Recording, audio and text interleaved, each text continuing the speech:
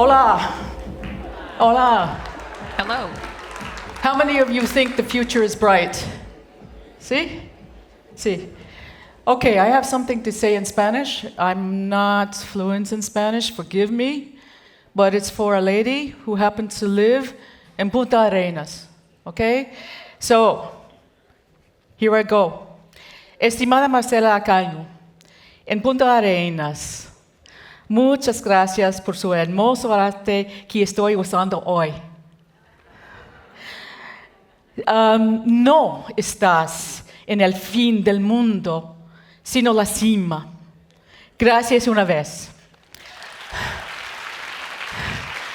So, I believe I made my presentation a little bit different. I put it in the context of Chile. And you may challenge me whether that's the right thing to do or the wrong thing to do, but I'm going to make it a bit interactive. And yes, the images are AI generated. They are. So if we think it's the promise of inclusion, and my belief that it can be the promise of inclusion, we can build some interesting futures together. I have another question. How many AI lawyers are in the audience? Wow. AI lawyers. So new professions can be created here. New professions. So, you want to go on a journey? See? Okay, let's do it. This is the power of AI on the internet. And what we see, and this is one thing that I understand, as I understand in the country, is that this is a situation where we can think about how we're transforming societies as a whole. There are complex issues to think about. There is the dystopian future. I'm not going to talk about a dystopian future, but I will talk about what the opportunity is in Chile and how Chile, by the way, you have an AI policy that you put together, right? From 2020 to 21 to 2031, I believe. So there's a lot going on in this space. There is the potential to solve complex problems and to create, like the AI lawyer in the audience, new professions. New professions. And these technologies, however, and that is my background, needs to be used ethically. Now, ethics, contextual, right? These are challenges that we have in terms of what ethics can look like. How many of you are philosophers? No philosophers. Social scientists. You see, we're going to have different social scientists. There's going to be intersectionality between new professions. And I believe strongly that Chile can lead. I do believe it in my heart. In my heart. But they have to be used responsibly. How many of you drive cars? You think, when you drove a car, you had to take a test, right? I did.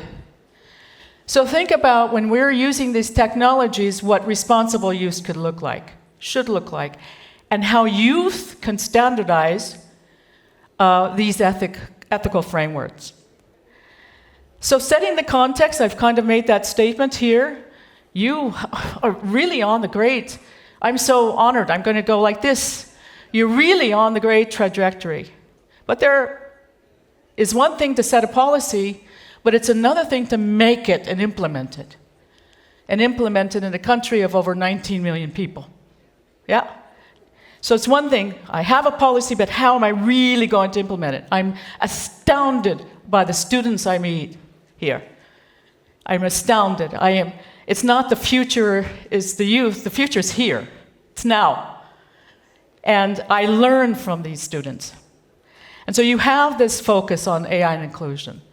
And so I think that it can serve, I strongly believe, it can serve as a model for other countries. I live in Switzerland. I am from Switzerland. And the context is really, really, really cool of the art of the possible. How many of you are learning about this in schools? Not just in universities. What about high school? What about elementary school? What about maybe even before that? I think this is going to be kind of an opportunity for us to how we kind of generate these technical frameworks that become really embedded into our society. So, with that in mind, we do have a digital divide. Do you believe we have a digital divide? Let me poll the audience. Do you believe there is a digital divide? And particularly, it may have been created, for example, out of COVID, out of lots of other scenarios, but there is this digital divide that is occurring. It's my observation.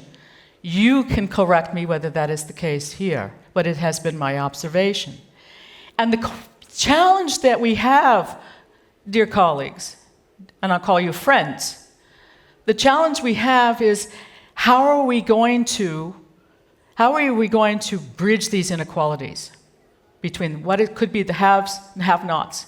And how do we create this posture of inclusion to make sure that the growth is here? Because who gets access to these technologies? From what areas are they in? From what areas in the country?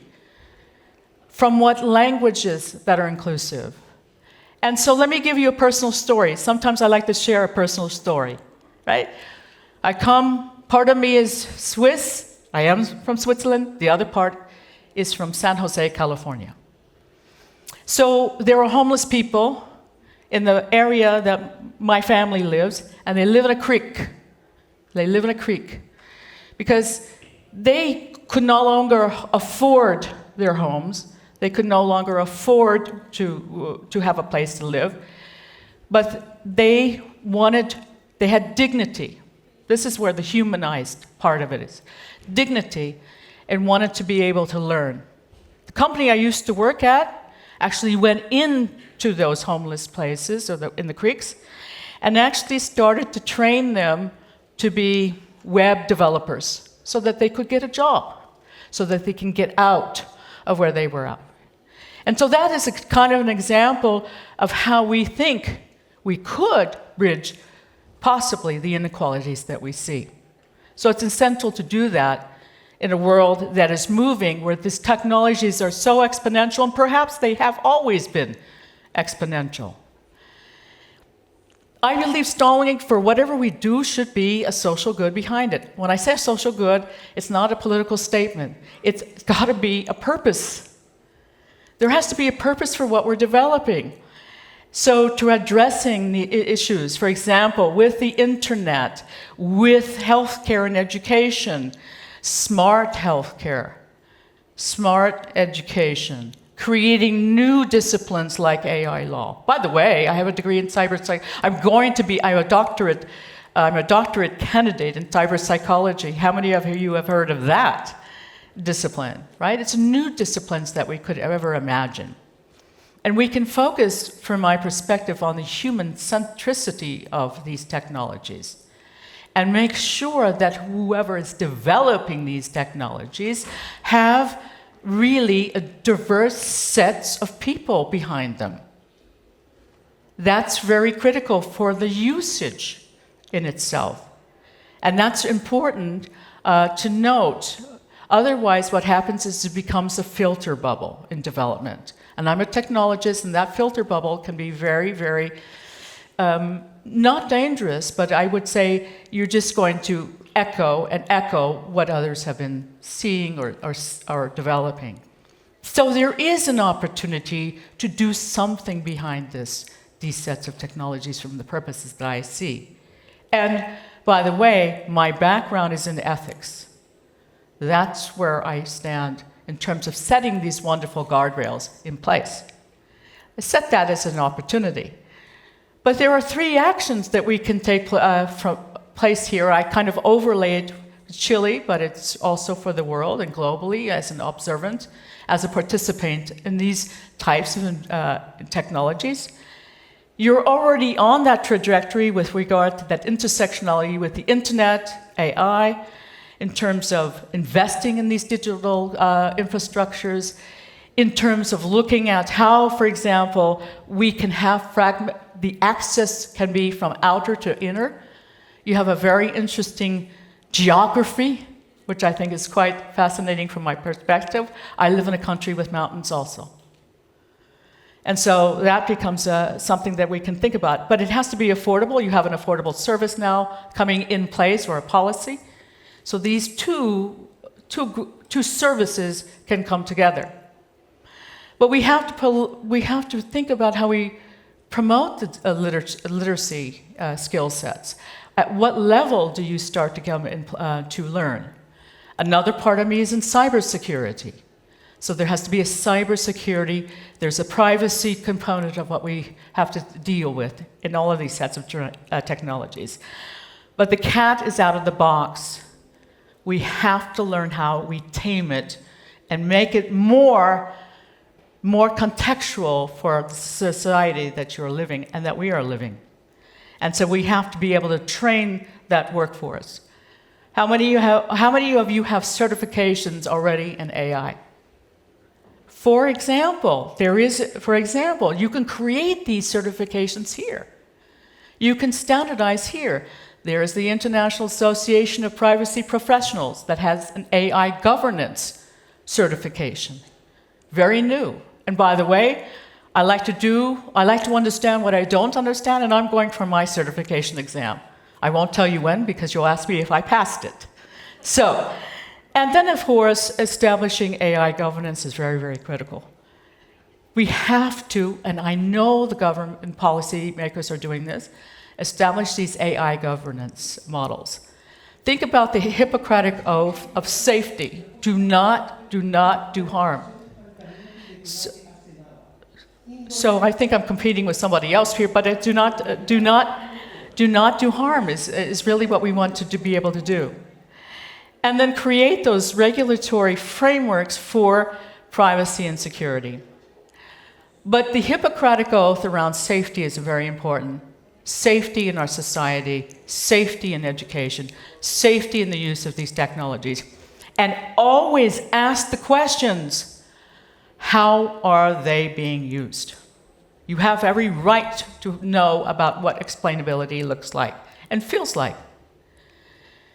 There is a roadmap, I think, we could aspire to be.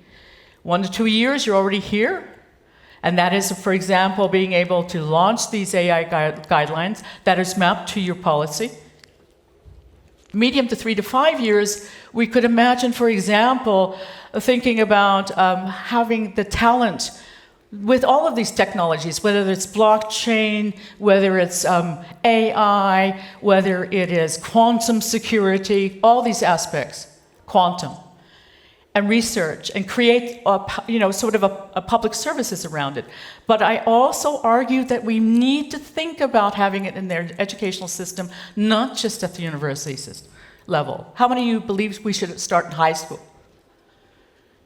We have some folks in the audience that do believe that, at least to spread that around. And then long term, you could very well become the global leader here. Developed out of Chile for the world, for example. Why not? Why not be able to do that? That has the benefits for all citizens. And so, what can success look like? What should it look like? How do we challenge ourselves in terms of the success models that is inclusive? Remember, it's inclusive. We could really have an optimistic future here together. And so it is the increased internet, this combinatorial increased internet penetration, increased with digital literacy rates, increased with reducing the digital divide. This is how we measure it. It's one thing, as I said before, about policy, but it's about implementing it. And what will your report card look like as an implementation model? And how do we have social economic well-being as a whole and closing the divide? So let me interject another personal story. I like socks. You see my socks? They're different. They were made by autistic students, designed by autistic students. And I think these are examples of humanizing the technologies that make it make it inclusive. And also creating a great public service for our society. One of the takeaways, I think, are 3. I believe in 1, 2, 3. Past 4, nobody can remember. Past 4, so. It has the potential to change Chile. It is in the process. I'm humbled to be before you. Really, I am. And to address these digital divides in terms of making very concrete, and I think taking, most importantly, bold action, which you're on the route to do. Teaching ethics in AI, teaching ethics in technology sets, making it a very inclusive, equal world for us that is truly, truly humanized. I will be coming out with a book in the next several months called The Humanized Internet around these issues of ethics, these issues of digital identity, and the possibility in the art of the possible. So, with that in mind, here's your call to action. Invest, prioritize, and create a future with technology that is equitable. That gentleman here may be wearing something that we see throughout the Congreso Futuro, but there's some validity.